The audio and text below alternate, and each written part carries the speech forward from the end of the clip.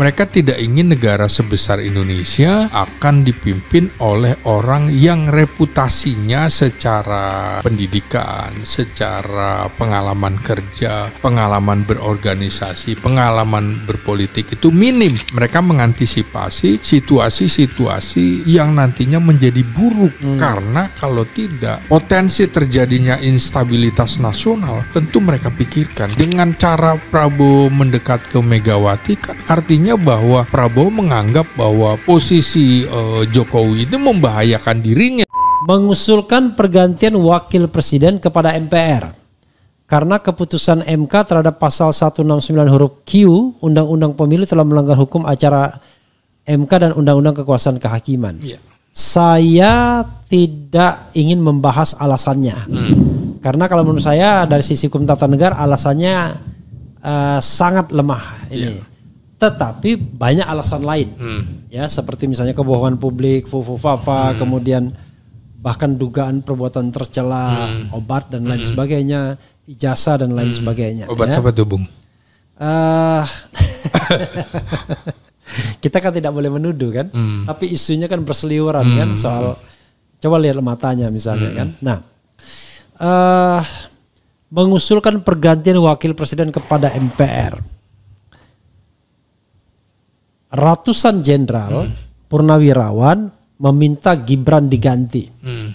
Alasannya bisa nanti dilakukan. Menurut Anda, ini kan bukan kerjaannya Prabowo. Iya. Ini adalah kerjaannya partai politik. Betul. Tentu Prabowo bisa main belakang. Kira-kira serius nggak para jenderal ini ngomong tuntutan ke-8 ini? Dan kira-kira apa usaha yang ingin mereka lakukan? Dan apa kira-kira sambutan atau sikap dari partai-partai politik yang notabene memegang kunci untuk pemakzulan Gibran ini? Ya kita bayangkanlah ada 8 partai politik di parlemen kan, ada Megawati di situ, kemudian ada Bahlil, ada Prabowo sendiri, kemudian ada Surya Paloh, ada Caimin, kemudian ada PKS Salim Segaf Al-Jufri yang lebih berpengaruh, ada Zulkifli Hasan dan partai terkecil SBY, nggak mungkin AHY kan? Silakan Bung. Ya saya kira ini seperti main catur. Tentara sudah memikirkan biasanya ada langkah A, B, C. Apabila terjadi sesuatu A-nya nggak bisa maka B, B tidak bisa maka C. Nah ini kan juga mengantisipasi mengingat usia sepuhnya Prabowo Subianto yang dalam konstitusi juga apabila presiden mangkat gitu kan berhalangan tetap maka secara konstitusi wakil presiden akan menggantikannya. Sampai itu kan habis perintah masa sampai habis masa jabatan. Ini sudah diantisipasi menurut saya. Jadi ini serius ini, bukan pernyataan main-main, serius. Mereka tidak ingin negara sebesar Indonesia akan dipimpin oleh orang yang reputasinya secara pendidikan, secara pengalaman kerja, pengalaman berorganisasi, pengalaman berpolitik itu minim. Mereka tentu saja melihatnya begini. Siapa sih dari militer yang pernah duduk di dalam posisi RI 1, RI 2? Semuanya kan jenderal. Artinya melewati tahapan usia di atas 44-45 ke atas. Mulai dari Jenderal Soeharto begitu kan. Kemudian ada Jenderal Umar Wirahadikusuma, ada Letnan Jenderal Sudarmono, kemudian ada Jenderal Trisutrisno, dan mereka melihat itu plus kemudian ada Jenderal Susilo Bambang Yudhoyono yang sebagai presiden. Lalu kemudian sekarang yang Prabowo. Berikutnya sekarang juga ada Prabowo Subianto. Lalu dari sisi sipil juga kan orang-orang hebat. Dari mulai Muhammad Hatta, Sri Sultan Hamengkubuwono ke-9, ada Malik, kemudian Umar tadi udah disebut ya. Lalu ada misalnya Yusuf Kala, Habibie ya kan, Habibie dulu kan. Habibie, kemudian Hamzah, Megawati, Yusuf Kala, kemudian Budiono, Ma'ruf Amin. semuanya At least orang dewasa semua. orang dewasa semua gitu kan. Nah kalau mereka melihatnya begini, di antara 6 yang maju dalam kontestasi pilpres, mereka nggak ada masalah dengan 5 orang kecuali 1 orang ini. Iya. Artinya gini, saya melihat komposisi orang yang menandatangan itu, Bung, tadinya ada yang mendukung 01, 02, 03. Oke. Tapi untuk kali ini mereka menyatu. Nah, jadi mereka tidak mempermasalahkan kalau Ganjar dan Mahfud MD menjadi pimpinan nasional. Ya. Mereka tidak memasalahkan juga kalau Anies Baswedan dengan Caimin jadi pimpinan nasional. Mereka tidak mempermasalahkan Prabowo jadi pimpinan nasional kecuali yang satu ini. Jadi spesialis ini ya. Nah, saya kira mereka mengantisipasi situasi-situasi yang nantinya menjadi buruk karena kalau tidak potensi terjadinya instabilitas nasional tentu mereka pikirkan. Karena itu mohon dipertimbangkan kembali partai-partai politik. Tentu saja ini tidak bisa berlaku dalam 2-3 bulan atau 6 bulan kemudian seperti membalikkan telapak tangan. Tapi mungkin mereka melihat juga ada proses-proses di mana harus ada kekuatan parlemen yang maksimal yang didukung oleh kekuatan kekuatan mayoritas di tengah situasi pada saat ini. Kalau kita lihat Jokowi kan menginginkan membentuk yang namanya Partai Super TBK. Yeah. Super TBK adalah kelanjutan dari PSI, Partai Solidaritas Indonesia PS plus Projo. Nah, plus Projo, kemudian plus kelompok-kelompok relawan lainnya. Nah, kira-kira bagaimana PSI yang didukung luar biasa oleh Jokowi kan ternyata tidak bisa masuk parlemen. Nah, sementara ini kalau kita lihat orang-orang yang dekat bolak-balik dengan ke rumahnya Jokowi, ada Bahlil, Ketua Umum Partai Golkar, ada Julhas, Ketua Umum Partai Amanat Nasional. Saya kira ini juga dihitung. Tapi partai politik kan semuanya pragmatis, Bung. Apabila kemudian tidak menguntungkan dirinya, ya dia akan lari di situ. Maka karena heavy-nya adalah presidensil di tangan presiden, semua akan menurut imamnya, yaitu Prabowo Subianto. Pada waktunya akan menurut Prabowo semua ya. Iya, karena ini kan menurut saya begini ya, di 2000 pertengahan lah, kira-kira pertengahan dari 5 tahun pemerintahannya semuanya akan goyang, Bung. Semuanya berpikir untuk kepentingan partainya masing-masing. Disitulah barangkali kemudian Jokowi juga akan memanfaatkan ini untuk menaikkan. Nonsen kalau membiarkan Gibran cukup sebagai wapres saja. Pasti Jokowi menginginkan Gibran naik 1 step lagi menjadi presiden. Ini yang diantisipasi oleh para purnawirawan. Ada pernyataan bahwa PSI dukung Prabowo jadi presiden 2029, tapi itu kan dukungan orang politik ya. Iya, bukankah PSI dulu juga yang menganugerahkan Prabowo sebagai pembohong besar kan, begitu ya, dengan memberikan penghargaan yang tidak diserahkan kan, tapi diumumkan. Grace Natali waktu itu. Gitu. Dan kalau kita lihat ini ya, wakil presiden kita ini makin kehilangan relevansinya. Tidak diikutkan dalam percakapan apapun. Sehingga dia cari muka, cari perhatian dengan bikin monolog. Monolog tentang bonus demografi.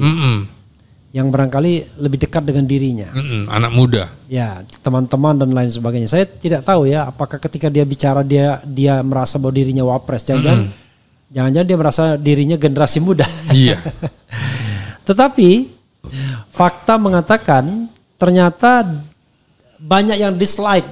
Dislike-nya itu sampai 92% paling tidak ya, catatan terakhir saya. Padahal dia ngomong dengan bawa Prabowo nih, ada gambar Prabowo dan macam-macam lah. Kelihatan dia ingin menunjukkan bahwa dia loyal pada Prabowo, tapi dia ingin curi perhatian. Tapi ternyata gagal karena memang sepertinya penampilannya buruk banget memang. Gimana pendapat Bung Selamat? Iya, ini kan sama seperti waktu kampanye-kampanye kemarin. Banyak juga partai-partai politik yang menampilkan gambar ketua umumnya dengan Prabowo Subianto. tapi tidak ada gambar Gibran. Kan saya kira begitu. Yang nyata-nyata misalnya yang segede baliho segede gaban istilah anak-anak sekarang, foto AHY dengan Prabowo Subianto. Begitu juga sejumlah partai, kan begitu yang di Koalisi Indonesia Maju tidak ada gambar Gibran. Karena apa? Karena ini menjadi nilai negatif untuk kampanyenya.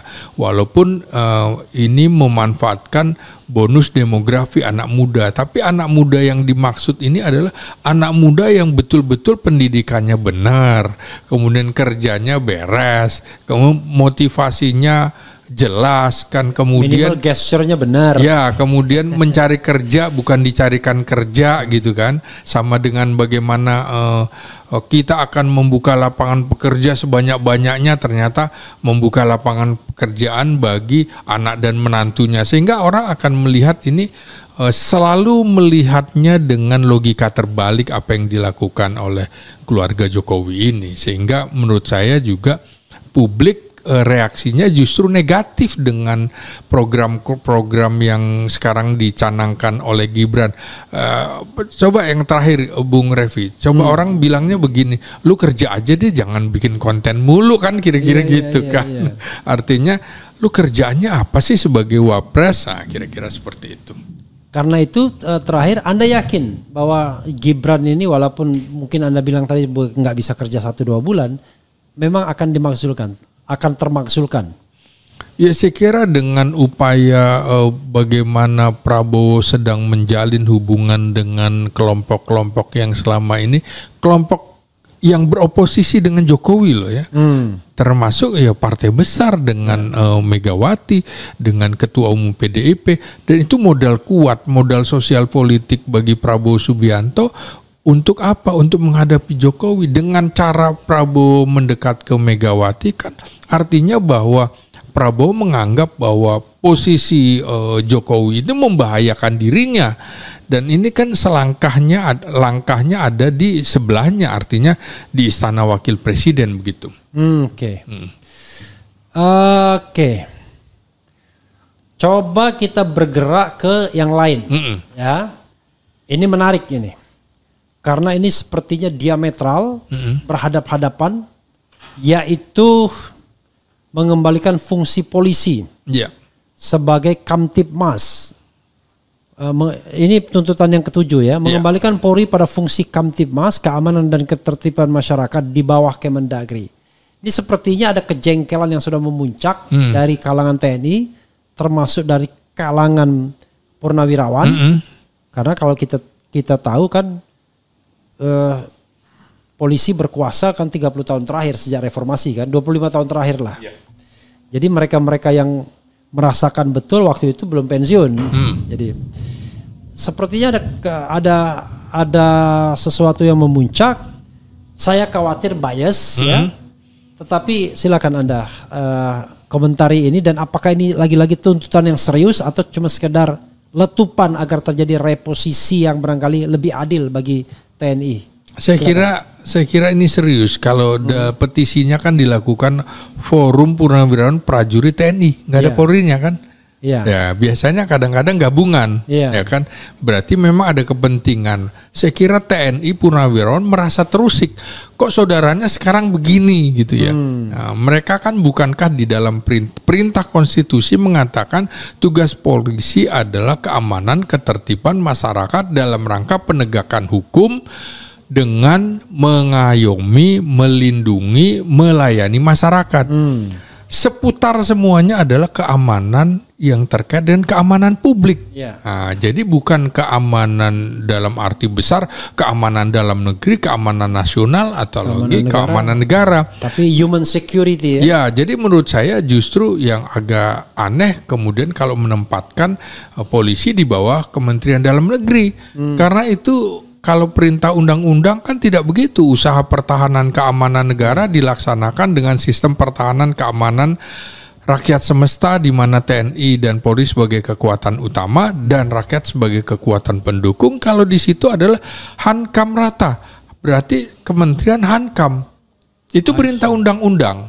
Jadi Jadi Polri pun masuk ke Kementerian Hankam, bukan Iya. Kementerian Dalam Negeri. Oke. Iya, itu juga TAP MPRS yang dilakukan oleh Soekarno gitu ketika menghadapi Irian Barat. Yang sekarang jenengi namanya cuma Menteri Pertahanan. Iya. Menjadi menurut Bung harusnya Menteri Pertahanan dan Keamanan. Iya, betul. Harusnya tetap pertahanan keamanan, tapi tidak boleh ini dirangkap oleh Panglima ABRI seperti eranya Soeharto. Karena ini sipil. Maka Panglima ABRI atau Panglima TNI dan Kapolri ada di situ di bawah koordinasinya. Menteri Menhankam gitu ya. Ya, Menhankam. Jadi sejajar. Sejajar. Jadi kalau ini kan tidak sejajar, di mana misalnya Panglima TNI hanya tidak punya kewenangan anggaran, hanya kuasa pemegang anggaran. Yeah. Kalau Kapolri pemegang anggaran, pemegang anggarannya kan Kementerian Pertahanan. Yeah. Sementara Panglima TNI dan Kepala Staf Angkatan kalau situasi darurat lapor dulu kepada Menhan, kemudian baru Menhan mencarikan uangnya ke Kementerian Keuangan. Nah, sementara kalau Kapolri langsung minta ke Kementerian Keuangan. Makanya kalau dilihat, memang nomor 1 itu Kementerian Pertahanan yang paling banyak di APBN, polisi di bawahnya. Tapi orang kan lupa bahwa itu untuk 5 pos. Kementerian Pertahanan, Mabes TNI, Mabesat, Mabesal, Mabesau. Nah, jadi sementara Polri tinggi sekali sekitar 127 triliun untuk dirinya sendiri. Nah, ini kan artinya kalau kita lihat ini harus dikembalikan seperti dulu di mana polisi itu punya paramiliter, paramiliternya seperti Brimob, itu kok sekarang justru lebih hebat daripada kesatuan infanteri senjatanya, padahal jadi kalau mereka bentrok menang Brimob. Nah, makanya selama senjatanya sama, maka konflik di bawah itu akan terus terjadi, kecuali yang satunya senjatanya di bawah. Ini kan nanti mereka merasa senjata gue juga sama senjata lo, kan kira-kira begitu.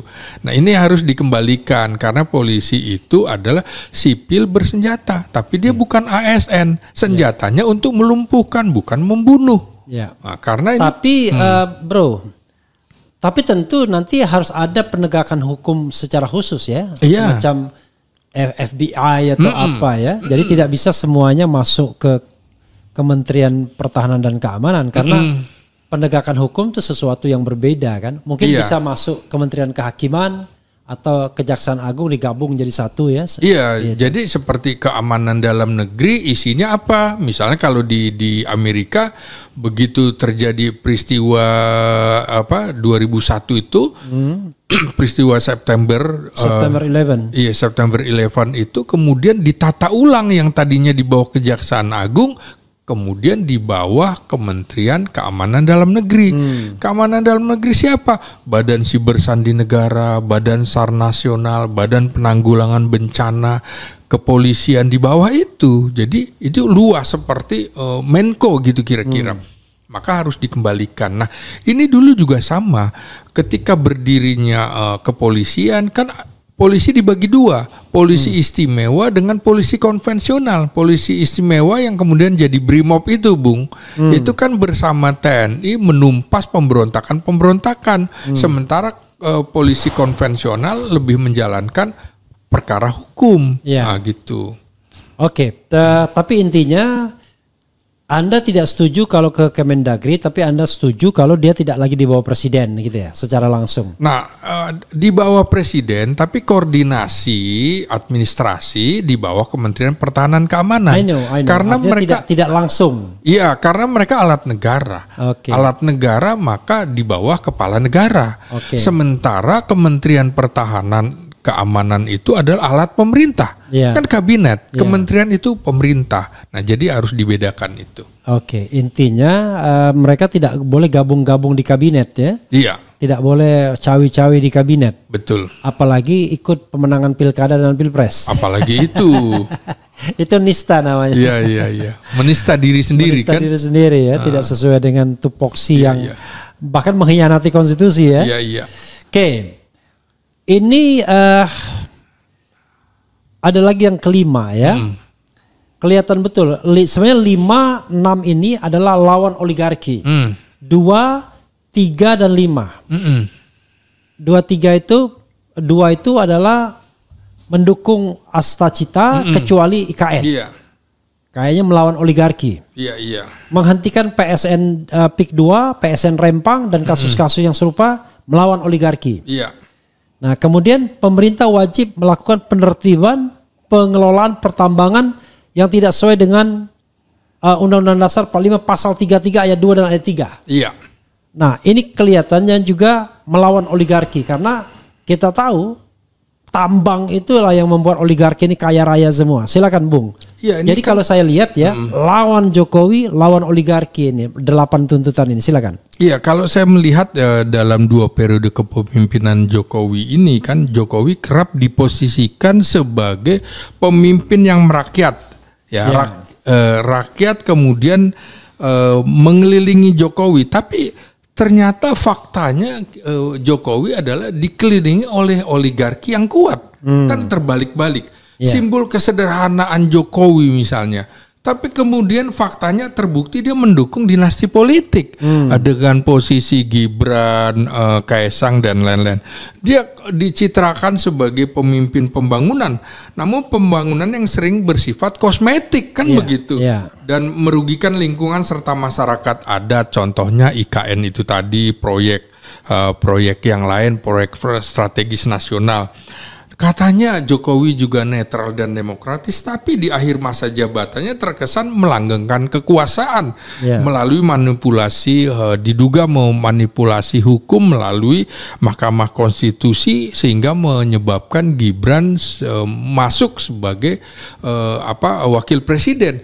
Ini betul-betul bagaimana Jokowi menunjukkan mitomania politiknya antara citra dan realitasnya itu bertentangan. Jadi saya kira soal itu sudah saya kemukakan bagaimana Jokowi katanya dekat dengan rakyat, ternyata dia lebih dekat dengan oligarki kan begitu.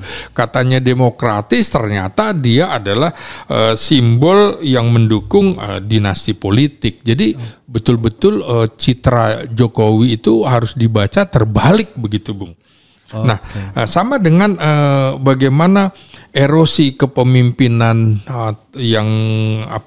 erosi kepercayaan publik terhadap Jokowi ini, misalnya kerusakan institusi MK, kerusakan institusi KPU, bahkan posisi TNI dan Polri itu diacak-acak. Ini saatnya menurut saya Prabowo menormalisasi lembaga atau alat-alat negara harus dikembalikan kepada fungsinya sesuai dengan perintah konstitusi begitu. Iya, tetapi menurut Anda ya, kalau bayangan saya, kenapa Jokowi itu kuat? Karena dia masih memegang atau dipegang oligarki yang menguasai ekonomi Indonesia. Dan apa yang dituntut oleh Purnawirawan tadi adalah betul-betul berhadapan atau berbenturan dengan oligarki. PSN, Rempang, kemudian tambang dan lain sebagainya. Kira-kira ini bakal diperhatikan atau tidak? Karena sekali lagi ini tentara tue yang tidak punya resources lagi, pasukan pun mungkin sudah tidak lagi ada yang patuh. Sebanyak kan kelebihan Prabowo adalah dia ngopeni. Betul. Tapi tentara-tentara yang duitnya nggak banyak nggak bisa ngopeni dia. Kalau bahasa Melayu Malaysia kan laskar tak berguna katanya. Laskar tak berguna. Tapi ternyata dia ingin tetap berguna. Oke. Kira-kira kan kalau kita lihat misalnya Prabowo itu kata Syahganda ada seorang sosialis. Iya. Seorang yang betul-betul anak kandung dari PSI itu, Partai Sosialis Indonesia, di mana bapaknya juga sosialis. Kader PSI yang tersisa saat ini antara lain Rocky Gerung, termasuk juga Prabowo. Nah, di sisi lain, ini orang kan pasti berpikiran neolib, kapitalistik dan lain sebagainya. Yang akan ditumbuk oleh para jenderal ini. Bagaimana Anda melihat kemungkinan Prabowo menegakkan ideologinya yang diyakini orang sebagai seorang sosialis ketika dia akan berhadapan dengan katakanlah naga-naga ini? Ya tentu saja Prabowo ingin cita-citanya Indonesia emas 2045 kan cita-cita kita semua, persis satu abad Indonesia ya, bagaimana Indonesia maju. Tapi kan dia juga terbuka kemungkinannya bahwa Indonesia akan hancur, kan begitu ya. Dari apa? Dari kepemimpinan 10 tahun Jokowi, warisannya membahayakan. Karena itu menurut saya Prabowo tentu saja berpikir bahwa dia harus bisa menumbuhkan kepercayaan publik lagi gitu kan. Di ujung pemerintahan Jokowi terjadi kehancuran trust gitu, kehancuran rule of law, kehancuran etos demokrasi, kehancuran solidaritas sosial, dan digantikan oleh polarisasi dan fanatisme politik yang sempit hanya karena pencitraan. Saya kira Prabowo harus juga memberikan kesempatan kepada publik bahwa pencitraan yang dilakukan selama 10 tahun itu bukan pilihan. Jadi harus berpikir bahwa mencari pemimpin, mengembalikan etos kerja, etos demokrasi, mengembalikan rule of law, itu harus dengan cara-cara itu tadi, penegakan hukum. Artinya misalnya kalau Prabowo bilang seperti kasus Pertamina ya, sampai kan dia kemukakan harusnya hukumannya 50 tahun gitu kan. Timah ya. Nah, ya itu artinya menurut saya sesuatu yang dulu ditutup-tutupi oleh eranya Jokowi sekarang kan muncul semua, Bung. Yang kita tidak perkirakan sekarang tiba-tiba apa sih yang akan dilakukan oleh Kejaksaan Agung. Jadi kita sekarang malah jadi lebih berharap kepada Kejaksaan Agung, Bung, daripada KPK. Nah, makanya menurut saya ini harus ditata kembali bagaimana menata rule of law-nya, kemudian menata demokrasi harus lebih baik lagi, kemudian juga perlawanan yang harus dilakukan oleh Prabowo adalah memberikan kesadaran politik kepada publik, kesadaran kolektif, misalnya bagaimana literasi politik, bagaimana kemudian memahami kekuatan sipil harus aktif, kemudian oposisi itu bukan sebuah sesuatu jalan yang hina. Kemudian juga jurnalis harus tetap kritis. Kita tahu di eranya Jokowi dianggap bahwa nyaris nggak ada yang mengkritik Jokowi, Bung, sejak tahun 2012. Ini kan harus kita bangunkan kembali. Pers juga, gerakan akar rumput, akademisi yang independen, seperti bagaimana kita membuat podcast. Ini kan bagian dari membangun sistem demokrasi Indonesia yang lebih baik dengan mengembalikan narasi kebangsaan kita ke rel kebenaran dan akal sehat. Ya, tapi sekali lagi ya, kalau berpikir jiwa sosialis, kan salah satunya adalah bagaimana menggerakkan ekonomi rakyat dan distribusi aset yang sudah demikian parah dikuasai oleh segelintir konglomerat di sini. Dan tentu dengan politik itu kan tidak akan nyaman para konglomerat. Karena kan mereka akan dipaksa untuk redistribusi aset mereka. Karena kalau pakai teori Anies, kita tidak akan mengganggu yang besar, tapi yang kecil dibesarkan. Ini kan teorinya. Faktanya adalah kalau seandainya ekonomi itu bulatan 100, ya kalau Anda misalnya mau membagi, ya semakin banyak bilangan pembagiannya pasti semakin kecil kan. Tidak mungkin orang itu langsung tetap bertahan di kue yang besar kan. Nah, politik semacam ini, politik sosialistik semacam ini kan pasti tidak disukai. Itulah yang barangkali yang menjelaskan kenapa Jokowi masih kuat, karena ditopang oleh mereka. Tapi masalahnya yang ingin saya katakan, kira-kira Prabowo cukup berani nggak dalam jangka waktu yang dekat immediate ya, melakukan langkah-langkah radikal untuk membangun ekonomi Indonesia yang lebih sosialistik dalam pengertian yang asetnya lebih terdistribusi, keadilannya lebih merata. Apakah dia cuma omong-omong doang tuh sebagai mimpi dia, bilang kedaulatan, makan gratis dan lain sebagainya. Silakan, Bung. Ini kan baru 6 bulan ya, Iya. baru 6 bulan. Maka saya mengatakan 50-50 ya. Paling tidak kalau kita belajar dari pengalaman ketika Indonesia merdeka, kemudian mulai 1950-an melakukan nasionalisasi perusahaan-perusahaan Belanda, begitu ya. Maka saya kira juga perlu dilakukan nasionalisasi perusahaan-perusahaan oligarki. Nggak mungkin ditutup semua karena ini lapangan pekerjaan juga. Ini bisa menjadi aset negara. Merampas misalnya seperti kebun-kebun sawit itu kan dirampas buat negara yang nggak jelas. Ini polanya Prabowo sudah kelihatan akan melakukan, gitu. akan melakukan. Asal jangan dia kasihkan kepada keluarganya. Ya. Nasionalisasi itu dijadikan perusahaan negara. Ini kemudian menjadi lapangan pekerjaan baru bagi masyarakat kita yang sedang kesulitan mencari lapangan pekerjaan sekarang. Usul saya ya segera nasionalisasi perusahaan-perusahaan oligarki itu. Jangan kemudian ditendang begitu aja kemudian hanya menjadi barang rongsokan begitu. Nggak bisa dimanfaatkan. Dan cegah mereka melakukan capital flight ya. Ya persis. Atau memindahkan usaha mereka di negeri anta berantah. Bung, terakhir ini ya. Ya. Terakhir A, terakhir B. Terakhir A. Ya. Benar. Jadi ini bidang yang sebenarnya tuntutan yang saya tidak mau bahas karena sebagai orang tata negara saya memahami ini tidak mudah, yaitu kembali pada Undang-Undang Dasar 1945. Karena itu akan secara fundamental mengubah ketatanegaraan kita. Yang jelas tidak ada lagi pemilihan langsung, tidak ada lagi MK, tidak ada lagi DPD, tidak ada lagi KY dan lain sebagainya. Orang mengatakan, ya kan nanti di amandemen lagi. Loh, kalau di amandemen lagi ngapain kita bilang kembali? Amandemen yang sekarang aja kalau kita mau perbaiki. Menurut saya paham betul ya, sekarang saya pernah diundang juga dulu ada Saidiman gitu ya dari Pepabri juga. Bicara mengenai kembali kepada Undang-Undang Dasar 1945 yang asli. Karena mereka nganggap undang-undang itu undang-undang tahun 2000 kata mereka.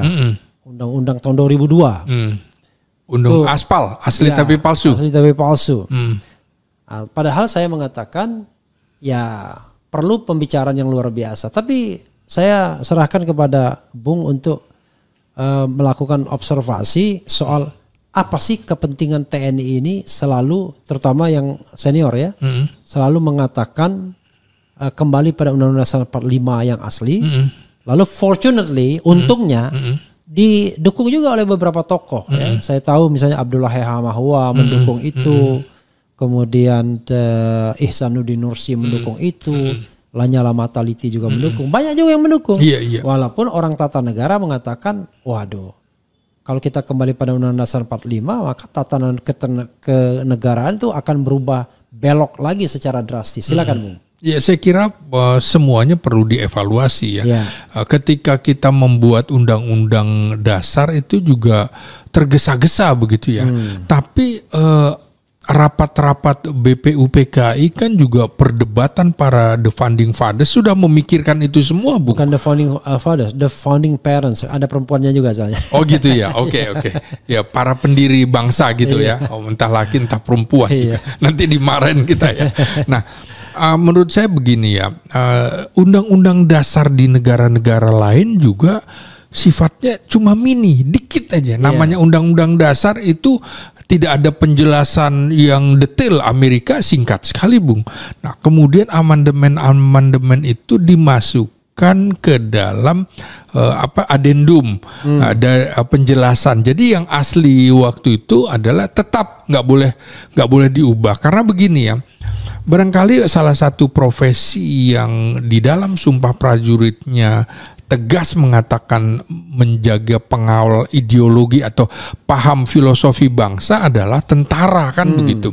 Maka dia melihat bahwa proses berdirinya negara dengan Undang-Undang Dasar tahun 1945 yang diputuskan pada tanggal 18 Agustus dan Pancasila 18 Agustus itu yang dipahami oleh tentara. Jadi saya pikir mereka akan tunduk dan patuh pada itu. Kemudian memang penuh perdebatan menurut saya hal itu.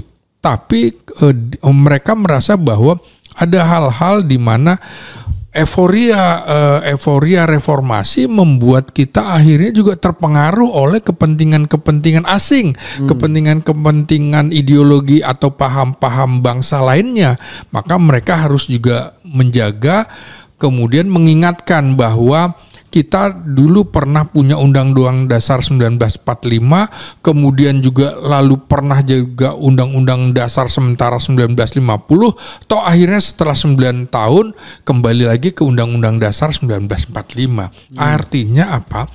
Kalau mau amandemen dan lain-lain, itu kuncinya adanya di militer.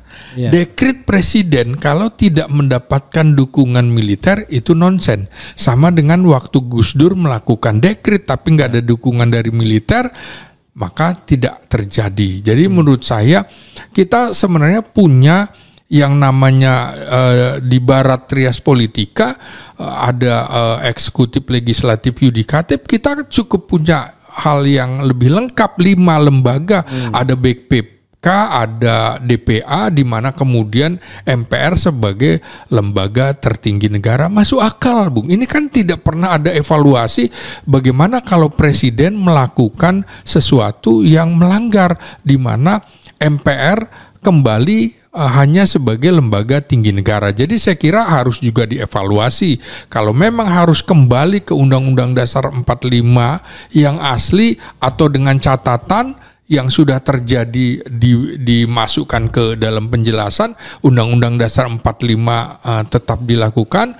Memang ada beberapa catatan, misalnya soal cukup 2 periode itu kan juga artinya kontrol kekuasaan itu memang harus dikontrol.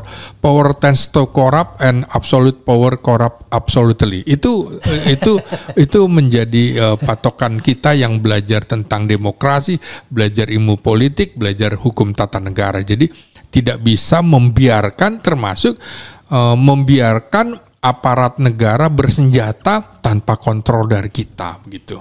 Tak boleh membiarkan polisi dan tentara berpolitik, kan begitu? Ya boleh berpolitik, tapi politik negara. Bukan tidak boleh politik bukan praktis. Politik praktis. Iya. Jadi politik negara itu politik yang tercantum dalam konstitusi. Iya. Bukan yang tercantum dalam kemauan presiden atau para menteri.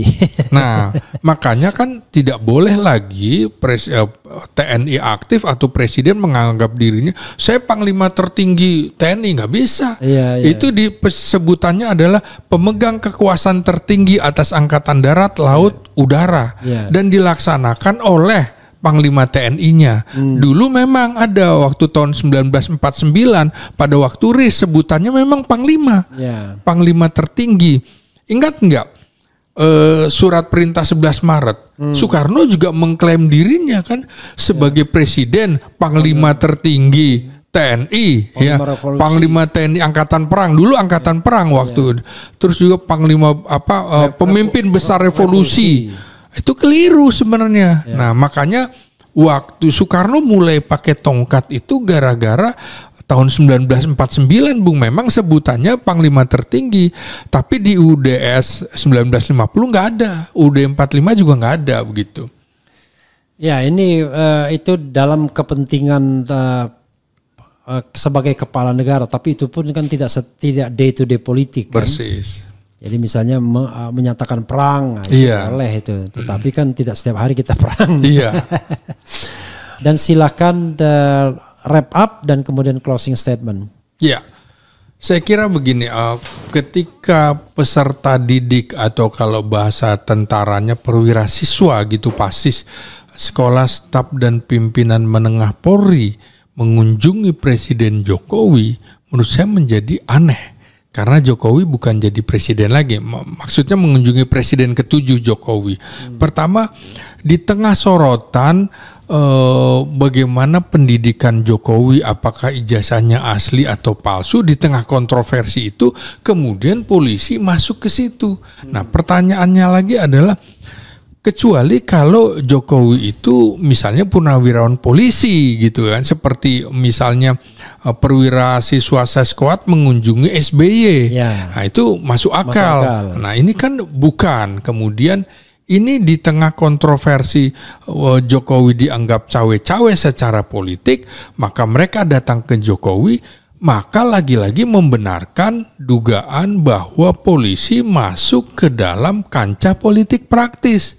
Polisi harusnya juga berada di tengah-tengah, dia alat negara.